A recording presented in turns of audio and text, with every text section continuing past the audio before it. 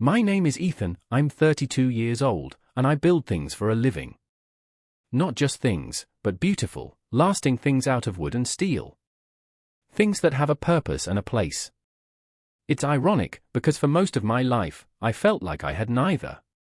This story really begins the day my own life was methodically taken apart, piece by piece, in a sterile courtroom. The day my divorce from Sarah was finalized.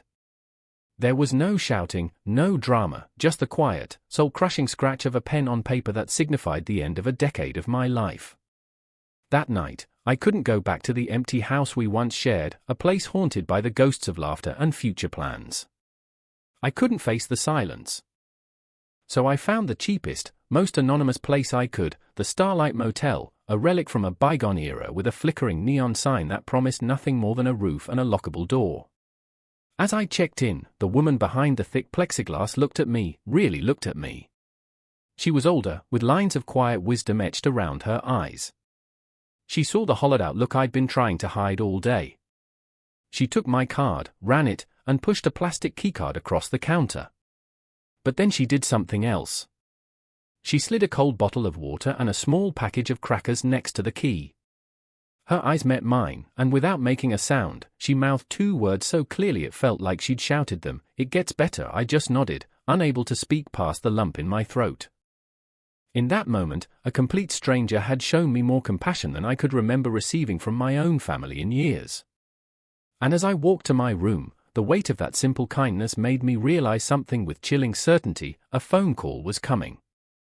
Not from a friend, but from my family. And they wouldn't be calling to see if I was okay. They'd be calling because they needed something. They always needed something. They had no idea that the quiet, responsible son they'd always overlooked was the only thing standing between them and total ruin. And I was about to let it all burn. Before I continue with how I finally stood up for myself, do me a favor. If you've ever felt like a ghost in your own family, or if you've ever had to fight to make your own worth known, drop a comment below. Hit that like button and subscribe, because you need to hear how this ends. My childhood was a masterclass in learning to be invisible. I grew up in a house that orbited a single, brilliant son, my younger brother, Leo. He was born with a magnetic charm that I seemed to lack.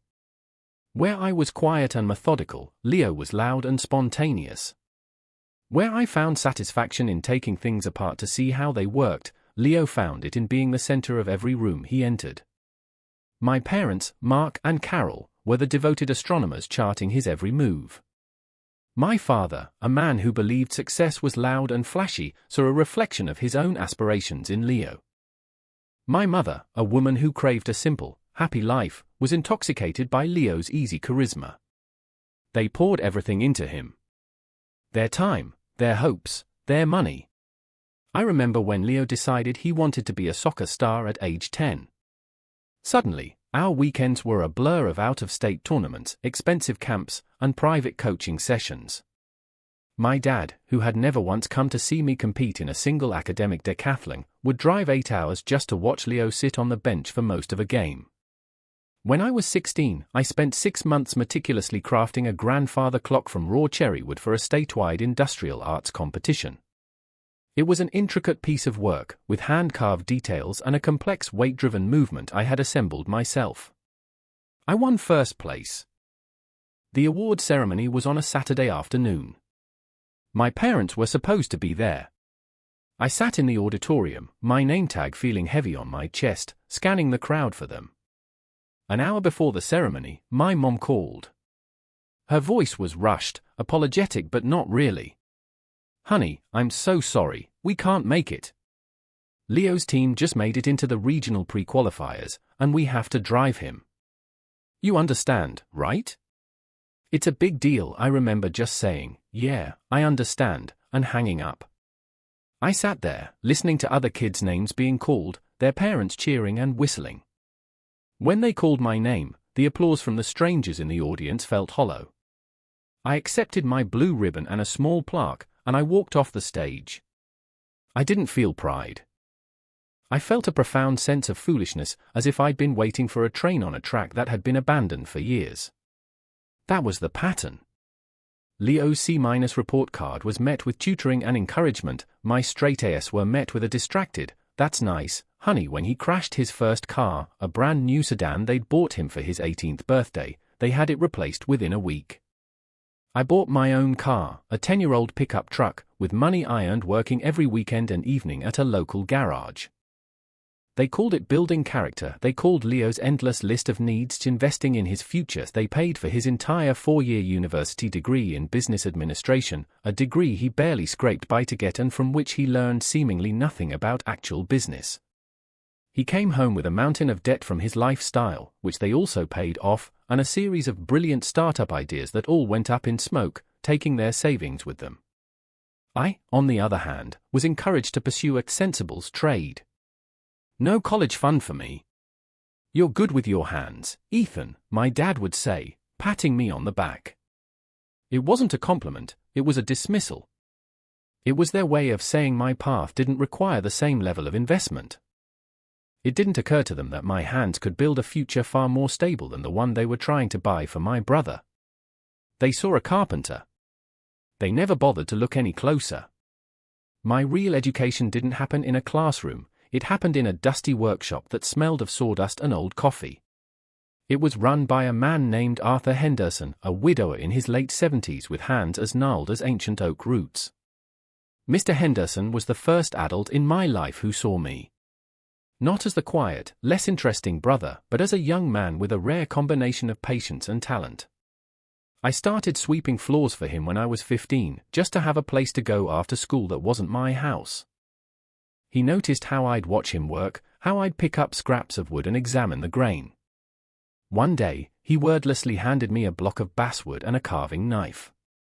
"See what's inside," he said. He became my mentor. He taught me more than just how to use a lathe or cut a perfect dovetail joint. He taught me the soul of the craft. He taught me about the integrity of the wood, about how to respect the material and bring out its inherent beauty. But more than that, he taught me about the integrity of a man. "Your work is your signature, Ethan," he'd say, running his hand over a finished piece. "It tells the world who you are. Make sure it tells a good story." While my family was funneling money into Leo's ever-changing ambitions, I was quietly funneling my small paychecks into a savings account. I lived like a monk. I drove my old truck until the wheels practically fell off. I packed my own lunches. I didn't go on vacations. Every spare dollar was saved or reinvested into buying better tools.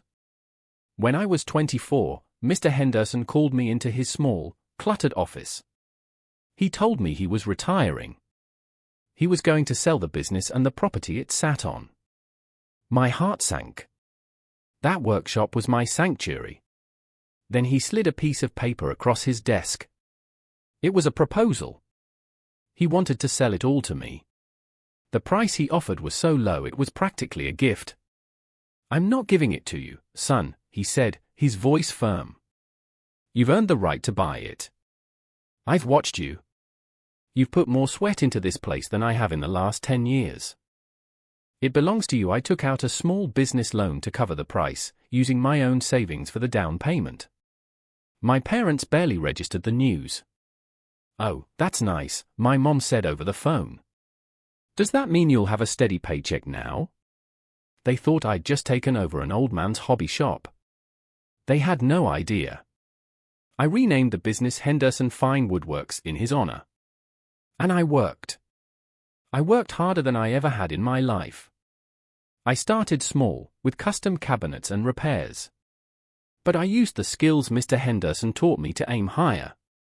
I started designing and building bespoke furniture. I reached out to architects and interior designers, showing them my portfolio. The work was slow at first, but my reputation for quality and precision began to grow. I took on commissions for high-end homes, boutique hotels, and corporate offices. I hired my first employee, then a second. All the while, I kept living frugally. I paid off the business loan in 5 years instead of 15. I started investing heavily, guided by books and a financial advisor Mr. Henderson had recommended. To my family, I was still just Ethan, the carpenter. When they'd ask how work was, I'd just say, "It's going okay, I never corrected them. Their ignorance was a shield. It kept them and their endless drama at a safe distance. They had no idea I was the sole owner of a thriving, debt-free company with a six-figure annual profit. They had no idea my personal net worth was quietly creeping towards 7 figures. They saw the old truck and the simple clothes and saw the struggling son. They never saw the man I had become. Lying on the lumpy mattress in that motel room, the memory of the receptionist's quiet kindness echoing in my mind, my phone finally buzzed. I didn't have to look at the screen. I knew. It was my mother. I let it ring twice before answering, steeling myself. Ethan? Oh, thank God. I've been so worried her voice was a practiced performance of maternal concern. I knew the real reason for the call was coming. I'm fine, Mom, I said, my voice flat.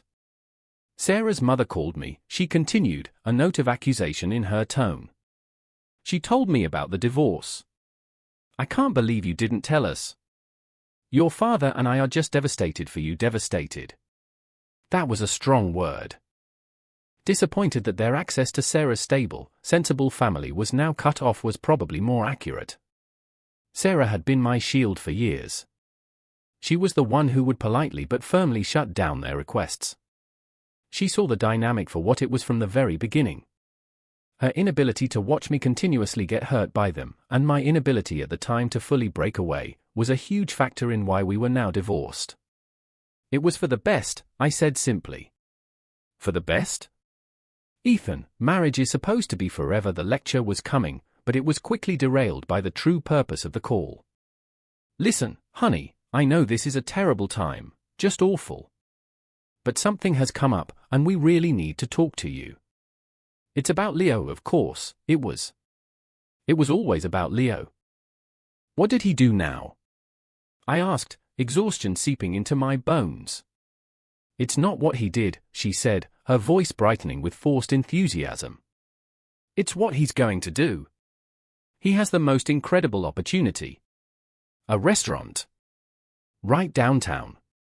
It's a prime location, a guaranteed success. I had heard this story before. There was the app he designed that was going to revolutionize social media. There was the import-export business that ended with a garage full of unsold novelty hats. Each guaranteed success had cost my parents tens of thousands of dollars. They had drained their retirement, taken out a second mortgage. I knew they had nothing left. So what do you need from me? I asked, cutting to the chase. There was a pause. Well, she began, her voice dropping into a conspiratorial whisper. The bank loves the idea, but your father and our credit is a little tied up right now. They just need another signature on the loan. A co-signer. Just as a formality, really. And now that well, on your own. You don't have a mortgage or a family to support. It just makes sense, honey. To help your brother get on his feet. He's your only brother, Ethan. Family has to help family. The audacity of it was breathtaking. Here I was, my life in pieces after a divorce they had indirectly contributed to, staying in a rundown motel because I couldn't bear to be in my own home, and they were calling to ask me to chain myself financially to my brother's sinking ship. The years of resentment, of being overlooked and undervalued, coalesced into a cold, hard knot in my stomach.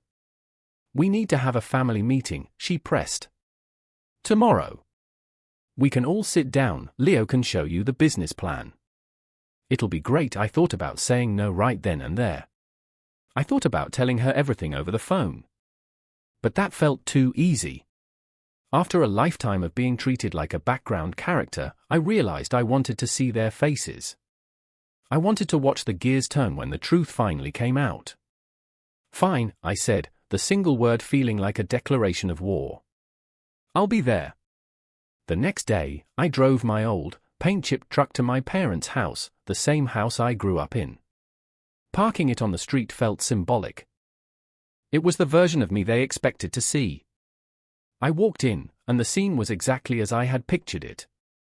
My father was at the head of the dining room table, looking stern and important. My mother was fluttering around, setting out coffee and cookies, her face a mask of anxious hope. And there was Leo, the golden child, dressed in a suit that was probably worth more than my truck, beaming with unearned confidence. He had presentation board set up on an easel. My Aunt Patty, my mother's sister, was also there, sitting quietly in the corner. She was the only one who ever seemed to see the imbalance in the family, occasionally sending me a text that just said, "Thinking of you," after a particularly flagrant display of favoritism. Her presence was a small comfort. "Ethan, you made it," my mother chirped, rushing to give me a hug that felt more like a frisk, as if she were checking me for weapons. I sat down opposite Leo. The air was thick with expectation. "So, Ethan," my father began, getting straight to business. "Leo's going to walk you through this. It's a fantastic opportunity, and we're all going to get behind him on this." As a family, Leo launched into his presentation. He used a lot of buzzwords: synergy, market disruption, experiential dining, but the core of the plan was flimsy. High overhead, unrealistic profit projections, and a complete lack of understanding of the brutal restaurant industry. When he was done, he slid a thick stack of papers across the table. The loan application. A figure on the top page was circled in red ink, $250,000. I looked at it, then looked at their expectant faces. This was it.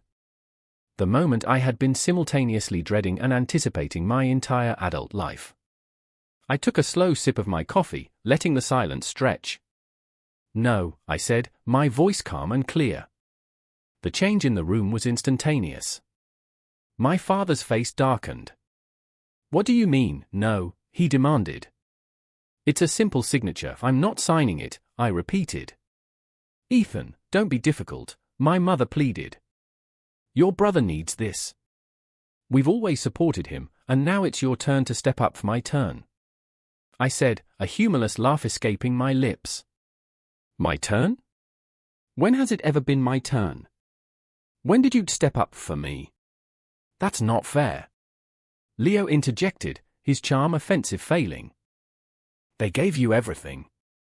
"They gave you everything," I shot back, my voice rising for the first time. "They gave you cars, they paid for your college, they funded one failed business after another.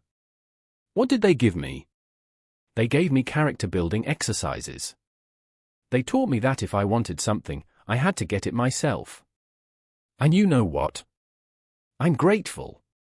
Because I did, I reached into the worn leather briefcase I'd brought with me and pulled out a folder. I slid it across the table. It was my company's latest annual report and my personal financial statement. "You think I'm still just a grunt carpenter, don't you?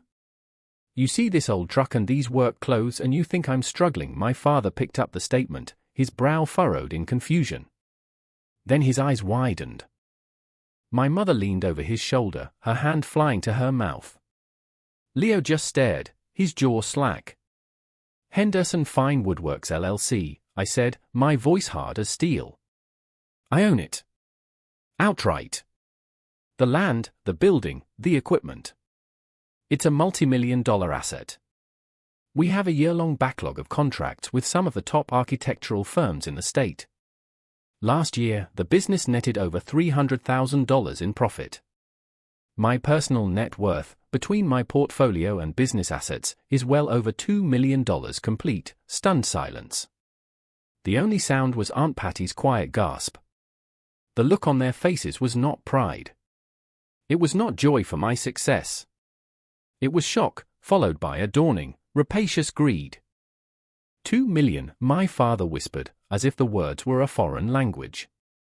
Leo's eyes, which had been full of petulance moments before, now gleamed with calculation. "Well, then," he said, a greasy smile spreading across his face. "This changes everything. You don't need to co-sign. You can just be the primary investor. $250,000 is nothing for you." The speed of their pivot from demanding my liability to demanding my cash was sickening. It was the final, brutal confirmation of what I had always known. They didn't love me. They loved what I could do for them. The audacity of Leo's suggestion, the immediate, shameless pivot from asking me to take on their risk to demanding I hand over my own hard-earned capital, was the final straw. For a moment, I saw my entire life from a terrifyingly clear vantage point: the missed award ceremonies, the praise lavished on my brother, the quiet expectation that I would fend for myself. It wasn't about building character, it was about resource allocation. And I had never been a resource they deemed worthy of investment. Until now. I looked at the three of them: my father, whose eyes were practically glowing with dollar signs, my mother, who was already mentally spending my money to fix all of Leo's problems, and Leo, who looked at me like he'd just discovered a winning lottery ticket in his pocket. No, I said again. The word was solid, immovable. The answer is still no. What are you talking about? My father barked, his shock turning to anger. He's your brother. You're sitting on all this money while your family is struggling. My family? I asked, my voice dangerously quiet. Let me tell you about my family. My family is the man, Mr. Henderson, who saw potential in a quiet 15-year-old boy and gave him a chance. He taught me everything he knew, not because he had to, but because he wanted to. He was more of a father to me in that dusty workshop than you ever were in this house. I turned my gaze to my mother. My family is my ex-wife, Sarah, who spent years trying to get me to see that your love was conditional, that you would bleed me dry if I let you. The stress of dealing with you, of watching you diminish me at every turn, is one of the reasons she's my ex-wife now. So don't you dare talk to me about family. I finally looked at Leo, who was staring at me with a mixture of hatred and disbelief. And you, I said, pointing a finger at him. You are not my responsibility. You've been coasting on their money and their adoration your whole life. You've never had to face a single real consequence. Well, the ride is over. The bank is closed. I stood up, the chair scraping loudly against the hardwood floor. I methodically put my financial papers back into my briefcase and snapped it shut. The sound echoed in the silent room. The reason I never told you about my success, I said, my voice resonating with years of suppressed pain and newfound strength, is because I knew. I knew this is exactly how you would react. You don't see your son, or your brother. You see a solution to your problems.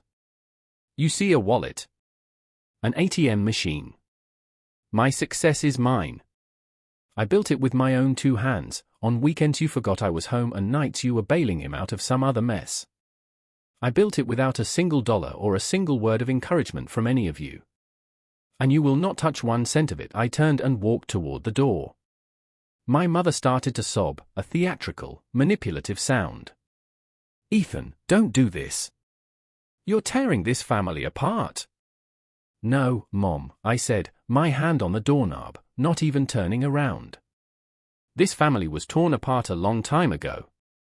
I'm just finally walking away from the wreckage. As I opened the door, I caught Aunt Patty's eye. She gave me a tiny, almost imperceptible nod. It was all the validation I needed. I walked out of that house, got into my old truck, and drove away, leaving them frozen in their stunned, greedy disbelief. For the first time in my life, I wasn't invisible. I was free. The days following that confrontation were a storm of emotional warfare. My family, realizing their financial pipeline was well and truly severed, launched a full-scale manipulation campaign. My phone became a weapon used against me. It started with my mother.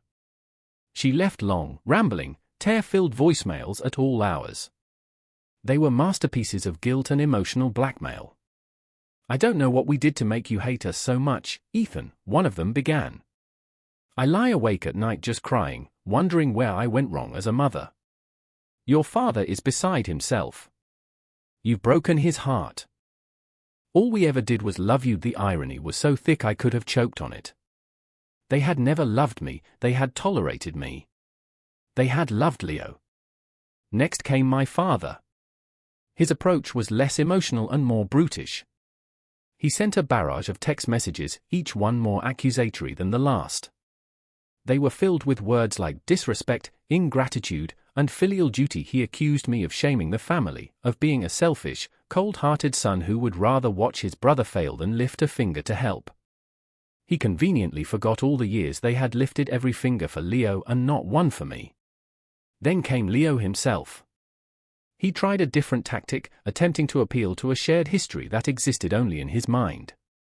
"Dude, what the hell?" his first text read. "Remember when we used to build forts in the backyard? We were a team, man. Don't you remember that? How can you do this to me?"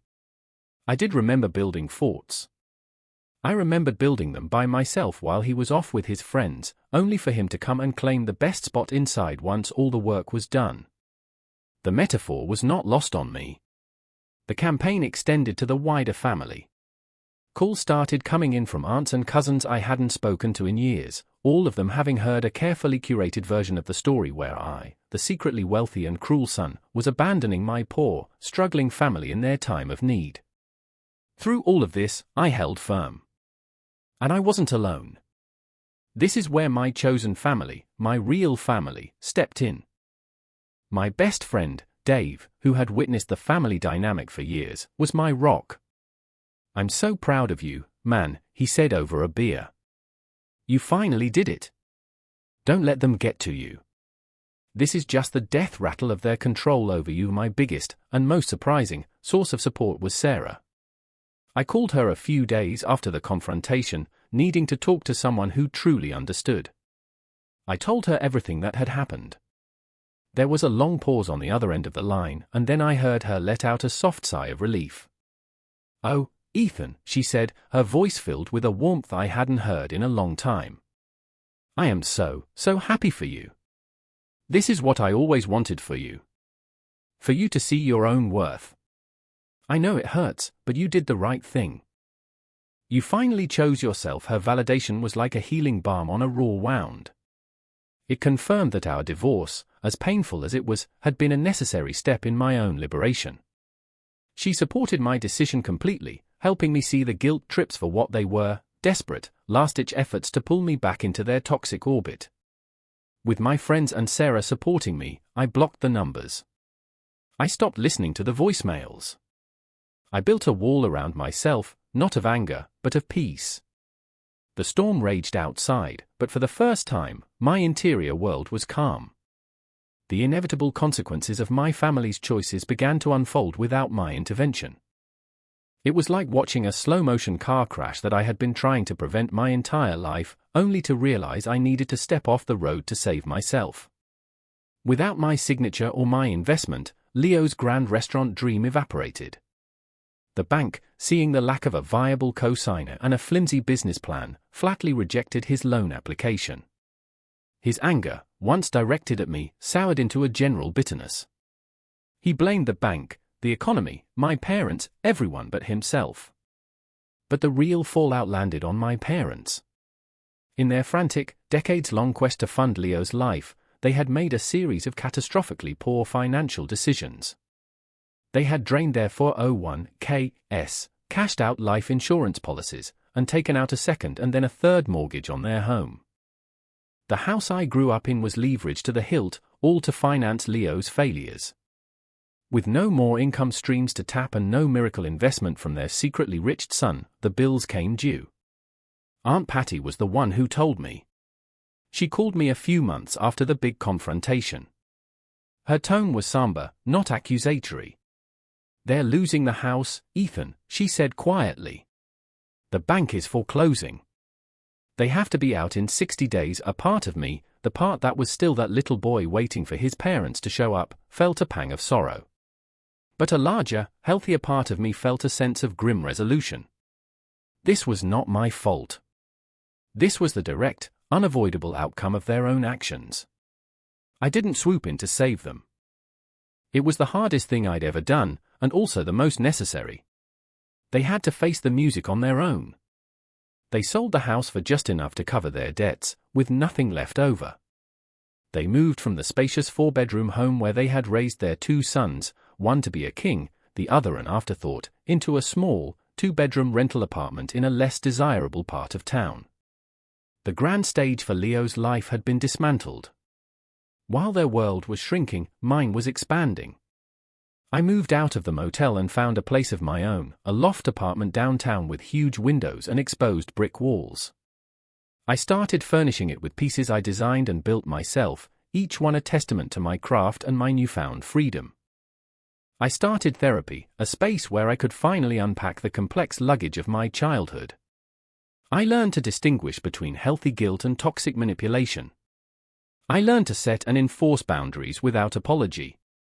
My business continued to flourish, and I even began teaching a woodworking class at a local community college, sharing my passion in the same way Mr. Henderson had shared his with me. I was healing. I was building a new life, not on the broken foundation of my family's expectations, but on the solid ground of my own self-worth. It was a slow, deliberate process, like sanding a rough piece of wood until it was smooth and strong. About a year after the confrontation, a year filled with silence from my immediate family, my phone rang with an unknown number. I almost ignored it, but something made me answer. Ethan. The voice was hesitant, fragile. It was my mother. I was instantly on guard, my defenses rising, expecting another round of pleas or accusations. But her tone was different this time. It was stripped of all its previous theatrics. It was just tired. Can we meet for coffee?" she asked. "Just you and me." Pleased against my better judgment, I agreed. We met at a neutral, public coffee shop. She looked older than I'd ever seen her. The stress of the past year had taken its toll. The entitled confidence was gone, replaced by a deep-seated weariness. We sat in awkward silence for a few minutes before she finally spoke. "I'm sorry," she said, the words barely a whisper. She looked down at her hands, wrapped around her coffee cup. "I know I've said that before, but I didn't mean it then. I mean it now." I waited, not saying anything, letting her find the words. "Losing the house," she continued, her voice cracking slightly, it made us see things. "Your father is, well, he's your father. He's too proud. But I see it. We were wrong, Ethan. We were so wrong." A tear rolled down her cheek, and for the first time, it didn't feel like a performance. I was so caught up in Leo, in his potential. He was so bright and shiny, and you were so quiet and capable. It was easy to just let you be. We took you for granted. We saw your independence not as a strength we should have been proud of, but as an excuse not to pay attention. I see that now. I see that we failed you as parents. It wasn't a perfect apology. It was flawed and incomplete, but it was the most genuine thing she had ever said to me. She told me about my father's own upbringing, how his father had been a cold, demanding man who only valued overt, flashy success, and how my dad had spent his whole life trying to win an approval he never got, a pattern he had tragically repeated with Leo and me. It didn't excuse anything, but it was a sliver of understanding. "I don't expect you to forgive us," she said, looking up at me, her eyes pleading. "And I am not asking you for a single penny. I don't want to lose my son completely. I miss you." I thought about the years of hurt, the deep grooves of neglect carved into my soul. But I also saw the broken woman in front of me, humbled by circumstances of her own making. Forgiveness felt too big a word, but reconciliation, on new terms, felt possible. "The money is off the table," I said, my voice firm but not unkind. "It can never be part of our relationship again. Neither can Leo's problems. If we are to have a relationship, it has to be about you and me. Based on respect. Nothing else." She nodded, a wave of relief washing over her face. "I understand. Whatever you say, Ethan. Whatever boundaries you need." We finished our coffee, talking about small, simple things. The weather. Her new apartment. My work. It was tentative, fragile, like the first shoots of grass after a fire. It wasn't a return to the way things were, but the beginning of something new, something that had a chance, however small, to be healthier. As I drove home from that coffee shop, I found myself thinking about that night at the Starlight Motel. I thought about the exhaustion, the pain of my divorce, the dread of my family's impending demands. And I thought of the receptionist, a stranger who, with 2 silently mouthed words and a bottle of water, had planted a seed of hope in the barren soil of my life. She was right. It did get better. But it didn't just happen. I had to make it better. I had to fight for it. I had to be willing to tear down the entire rotten structure of my family dynamic to build something new in its place. My journey wasn't about the money or the success. Those were just tools, the leverage I needed to finally make them see me. The real journey was about value. For 30 years, I had outsourced my sense of self-worth to people who were incapable of giving it. I was waiting for them to tell me I was good enough, smart enough, worthy of their love and attention. The most important lesson I learned is that you cannot force anyone to see your value. You have to value yourself first. You have to be your own advocate, your own staunchest defender. Your signature on your life is the only one that truly matters. Today, my life is peaceful. My business, Henderson Fine Woodworks, is thriving. I'm proud of the things I build, the legacy of quality and integrity that Mr. Henderson entrusted to me. My relationship with my mother is a work in progress. We have coffee once a month. The conversations are still sometimes stilted, but they are real. They are built on the new foundation of respect we laid. I haven't spoken to my father or Leo. Maybe one day, but I'm not holding my breath. My true family, my chosen family of friends like Dave and even my ex-wife Sarah, are the cornerstones of my life. We celebrate each other's successes and support each other through failures, with no ledger of debts and obligations. I learned that family isn't just about the blood you share, but about the people who show up, who see you, and who love you for who you are, not for what you can do for them. The receptionist at the motel was the first person in a long time to do that, and I'll be forever grateful for her simple act of humanity. It was the catalyst for everything. If my story resonated with you, if you've ever had to fight to be seen or had to rebuild your life from the ground up, please share a piece of your experience in the comments below. Reading each other's stories reminds us that we are not alone in these struggles. Thank you for listening, and don't forget to subscribe for more stories about the hard, necessary work of finding and fighting for your own worth.